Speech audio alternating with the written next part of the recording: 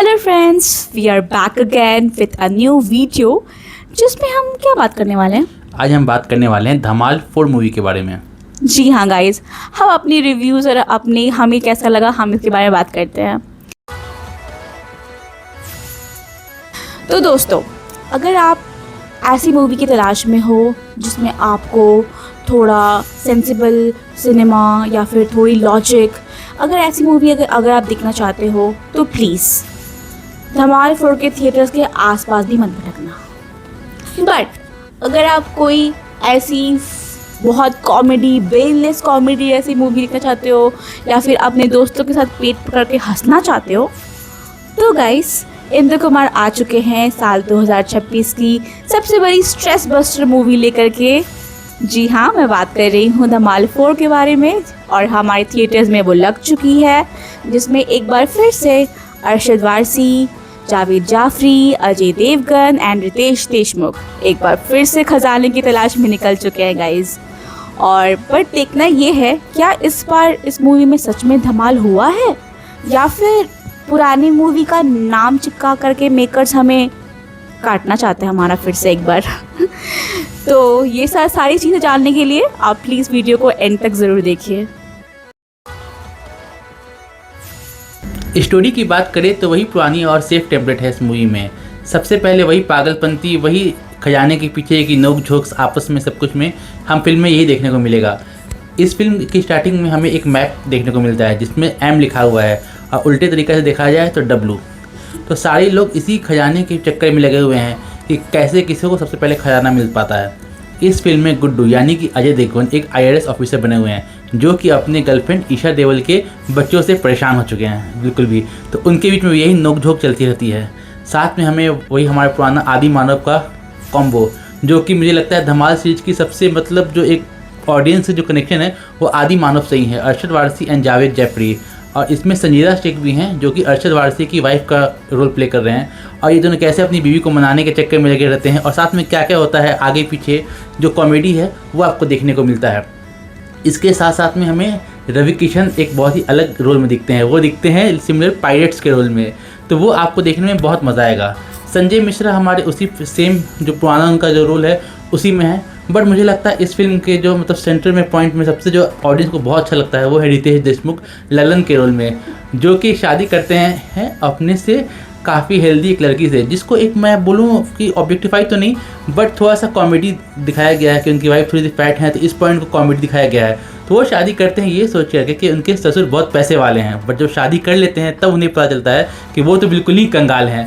तो इन सब के बीच में जो कॉमेडी है और साथ में ये लोग कैसे खजाना के आगे पीछे ढूंढने के चक्कर में आपस में जो नोकझोंक है, ये फिल्म को में एक अच्छे तरीके से मुझे देखने को मिलेगा। और ये जो कॉमेडी है वो जो धमाल फर्स्ट से लोग पब्लिक देख रही है उन्हें बहुत अच्छा लगेगा। तो पब्लिक कनेक्ट कर पाएगी जो कॉमेडी एंजॉय करती है और जो धमाल सीरीज के फैन है स्टार्टिंग से।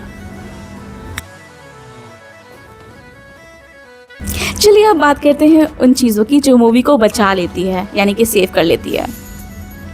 पहला 1 घंटा मूवी का ऐसा है जो आपको हंसा हंसा के पेट फुला देगा और उसकी इतनी फ़नी पंच लाइन्स हैं कि आपको सोचने पे मजबूर कर देगी।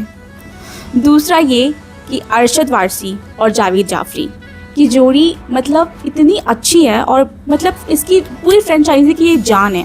पार्ट 1 से लेकर के पार्ट 4 तक इनकी कॉमिक टाइमिंग कभी फेल नहीं होती। और बिल्कुल, और जब भी आदि की फ्रस्ट्रेशन और मानव की मासूमियत ये आपको हंसा हंसा के थका देगी। तीसरा ये कि रितेश देशमुख एकदम प्रो जैसा परफॉर्म करते हैं और संजय मिश्रा जब भी स्क्रीन पर आते हैं ऑडियंस बिना ताली बजाए नहीं रह पाती। और सबसे बड़ी बात जो कि मुझे पर्सनली बहुत अच्छी लगी कि इस मूवी में कोई भी वल्गैरिटी नहीं है, कोई भी डबल मीनिंग जोक्स नहीं है। आप बिल्कुल अपने बच्चों के साथ, अपनी फैमिली के साथ इस मूवी को बेझिझक एंजॉय कर सकते हैं। और हाँ, बैकग्राउंड में मनी हाइस्ट का बेला चाव और गुलाबी साड़ी बिल्कुल भरपूर मज़ा देते हैं। फिल्म की अगर नेगेटिव पॉइंट्स की बात करें तो सबसे पहले मैं बात करूंगा फिल्म के सेकंड हाफ के बारे में और उसके CGI जो मिस क्रिएट हुआ है। अगर आप फिल्म देखेंगे सेकंड हाफ में मूवी एक रिमोट आइलैंड पे चली जाती है, तो उस दौरान जितने भी आपको VFX दिखेंगे वो मुझे लगा कि बहुत ही ज़्यादा मेकर्स ने ना फेक बनाए। ऑब्वियसली हम VFX देखते हैं तो ऑब्वियसली क्रिएट किया जाता है, बट मुझे लगा कि VFX की जो क्वालिटी थी मूवी की ना, वो बहुत ही अच्छी नहीं थी। वो मुझे लगा कि बिल्कुल भी अच्छा नहीं था। अगर आप फिल्म देख पाएंगे तो आपको बहुत ज़्यादा फेकनेस फील होगा। ये मुझे फिल्म की सबसे पहली निगेटिव पॉइंट लगी। सेकंड मैं बात करूँगा रिपीटेड कॉन्सेप्ट के बारे में। अगर आपने धमाल सीरीज़ देखी है स्टार्टिंग से, तो इस मूवी में भी आपको कुछ नयापन नहीं दिखेगा। मुझे आपको लगेगा कि वही सेम कॉन्सेप्ट पर मूवी चलती आ रही है। हाँ, तरीका थोड़ा चेंज हो सकता है पाथ में, बट एंडिंग एंड स्टार्टिंग जो दोनों पॉइंट है, आपको लगेगा कि आपने सेम धमाल सीरीज में कोई आपको न्यूनेस नहीं लगेगा। ये चीज़ मुझे लगा। और तीसरा मुझे लगा कि क्लाइमैक्स में ना बहुत ही लाउड एंड स्लैपस्टिक थे, जो कि आप देखिए फिल्म में आप एक सीरीज में चलती आएगी कॉमेडी कॉमेडी कॉमेडी, बट जब आप क्लाइमैक्स में आएंगे तो मुझे लगा कि इमोशनल कॉन्सेप्ट है मूवी में कुछ, जो मुझे लगा कि बहुत फोर्सफुल डाला गया है। बहुत लोग अगर देखेंगे तो फिल्म बहुत ड्रैग डाउन होती है, और शायद मुझे लगा कि पब्लिक जो आम थिएटर में हमारे बगल बगल में बैठी हुई थी, मुझे लगा कि वो भी थोड़ा बोर हो रही थी, क्योंकि बहुत ज़्यादा लाउड खींचा जा रहा था। तो मुझे लगा कि जिस तरीके से मूवी स्टार्टिंग चली आ रही थी, तो मुझे लगा कि इमोशनल कंटेंट अच्छा था, लेकिन मुझे लगा कि बहुत ज़्यादा ही उससे अच्छे तरीके से प्लेस नहीं किया गया मूवी के क्लाइमैक्स में। तो और अच्छा से करते हैं तो बेटर होता। और थोड़ा सा VFX भी है ना, ऑब्वियसली VFX क्रिएट ही किया जाता है, वो रियल नहीं होता है, बट स्क्रीन पर थोड़ा दिखने में है ना, थोड़ा रियल लगना चाहिए, तो उसका ये देखने का एक मज़ा अलग होता है। तो मुझे लगा मेकर्स से वहाँ थोड़ी सी चूक हुई, मुझे ऐसा लगा। तो फाइनल वर्डिक्ट क्या है?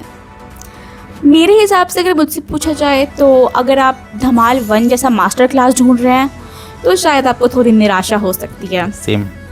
बट अगर आप कोई ऐसी मूवी देख रहे हैं जो बिना दिमाग लगाए बस पॉपकॉर्न के साथ फुल एंटरटेनमेंट वाली मूवी हो, तो इस वीकेंड के लिए धमाल 4 अच्छी है। और ये एक one time watch family movie है। तो अगर मुझसे पूछा जाए कि मैं इस मूवी को कितना रेट करना चाहूँगी, तो मेरे हिसाब से 3.5 आउट ऑफ 5 स्टार्स। और आप कितना करना चाहोगे? मैं 3 दे दूंगा, वो भी इसलिए क्योंकि मैं धमाल का एक सीरीज का बहुत कनेक्शन है स्टार्टिंग से, इस वजह से मैं 3 दे दूंगा। Okay, 3 and 3.5। और आपसे भी मैं पूछना चाहूँगी कि अगर आपने ये मूवी देखी है और अगर देखने के बाद आप इस मूवी को कितना रेटिंग्स देना चाहोगे? और तब तक के लिए like, share, subscribe and comment. And then till then, bye bye. Bye bye.